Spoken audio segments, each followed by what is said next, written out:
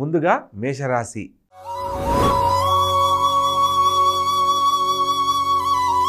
ఈ మేషరాశి జాతకులకు లగ్నంలో భాగ్య వ్యయాధిపతి అయిన గురువు సంచరిస్తున్న కారణంగా అనుకున్న పనులను ఎంతో చాకచక్యంగా పూర్తి చేయగలుగుతారు. అదేవిధంగా చతుర్థాధిపతి అయిన చంద్రుడు ద్వితీయంలో సంచరించడం ద్వారా తల్లిగారి అనుకూలత మేరకు అనుకున్న పనులన్నీ చక్కగా పూర్తి చేయగలరు. ప్రతి పనిలో కూడా ఆలోచించి నిదానంగా ముందడుగు వేసి అనుకున్న పనిని సాధించగలరు. అదేవిధంగా షష్టమ స్థానంలో సంచరిస్తున్న కేతుగ్రహ సంచార ఫలితంగా ఆరోగ్య విషయంలో కడు జాగ్రత్తలు తప్పనిసరిగా పాటించాలి. అదేవిధంగా సప్తమ స్థానంలో శుక్రగ్రహ సంచారం జరుగుతున్న క్రమంలో వైవాహిక జీవితానికి సంబంధించి దాంపత్య జీవితంలో కలతర దోషం లేకుండా, అంటే జీవిత భాగస్వామితో వాగ్వివాదాలు జరగకుండా జాగ్రత్త పడాలి. అదేవిధంగా ప్రేమ వివాహాలకై ఎదురు చూస్తున్న వారు కళ్యాణానికి సంబంధించిన శుభవార్తలు వినడానికి ఇది అనుకూలమైన కాలంగా చెప్పడం జరుగుతుంది. అదేవిధంగా ఈ యొక్క శుక్రుడు 25వ తారీఖు నాడు అష్టమ స్థానమైన వృశ్చిక రాశిలోకి మారుతున్న క్రమంలో ముఖ్యమైన విషయాలలో స్త్రీ మూలక వివాదాలకు 25వ తారీఖు తర్వాత నుంచి జాగ్రత్తగా ఉండాలి. గొడవలకు వెళ్ళకూడదు అన్న సత్యాన్ని తెలుసుకొని నడుచుకోవాలి.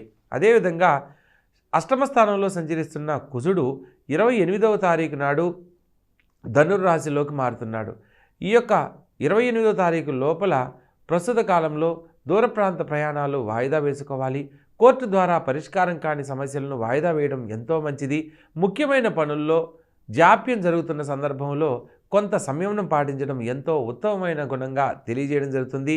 అదేవిధంగా భాగ్యస్థానంలో సంచరిస్తున్న తృతీయ షష్టాధిపతి అయిన బుధుడు తిరిగి అష్టమ స్థానంలోకి వక్రగతి చెందుతున్న క్రమంలో నూతన వ్యాపార ప్రయత్నాలు కానీ పెట్టుబడులు కానీ ఈ సమయంలో అనుకూలం కాదు అనేది తెలుసుకోవాలి.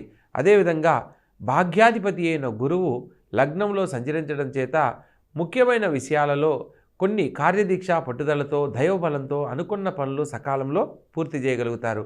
అదేవిధంగా లాభస్థానంలో శని సంచారం జరుగుతున్న క్రమంలో ముఖ్యమైన పనుల్లో పెద్దల సహాయ సహకారాలు అందడమే కాకుండా అనుకున్న పనిని సకాలంలో పూర్తి చేయగలరు. రావలసిన ధనం సకాలంలో చేతికి అందుతుంది. ప్రత్యేకంగా వ్యయస్థానంలో రాహుగ్రహ సంచారం చేత దూర ప్రాంతాలలో విద్యను అభ్యసించాలనుకున్న వారికి దూర ప్రాంతాల నుంచి శుభవార్తలు వినే అవకాశం ఏర్పడుతుంది. మొత్తం మీద ఈ రాశి వారికి అష్టమ స్థానంలో కుజుడు మరియు బుధగ్రహము, అదేవిధంగా శుక్రగ్రహ సంచారానికి ప్రత్యేకంగా కుజునికి ప్రత్యధి దేవతగా సుబ్రహ్మణ్యేశ్వర స్వామి ఆరాధన చేసుకోవాలి. ప్రత్యేకంగా ముఖ్యమైన పనుల్లో ఆటంకాలు కలగకుండా ఉండడానికి గణపతిని ఆరాధించాలి. అదేవిధంగా శుక్రగ్రహానికి సంబంధించి కలత్ర దోషం తొలగిపోయేందుకు ప్రత్యధి దేవతగా అమ్మవారిని, దుర్గా అమ్మవారిని ఆరాధించడం వల్ల కలత్ర దోషం తొలగిపోతుంది, జీవిత భాగస్వామితో సఖ్యత ఏర్పడుతుంది అనేది తెలుసుకోవచ్చు. కాబట్టి తెలుసుకున్న పరిహారాలను చక్కగా ఆచరించండి, ఆనందకరమైన జీవితంలో జీవించండి.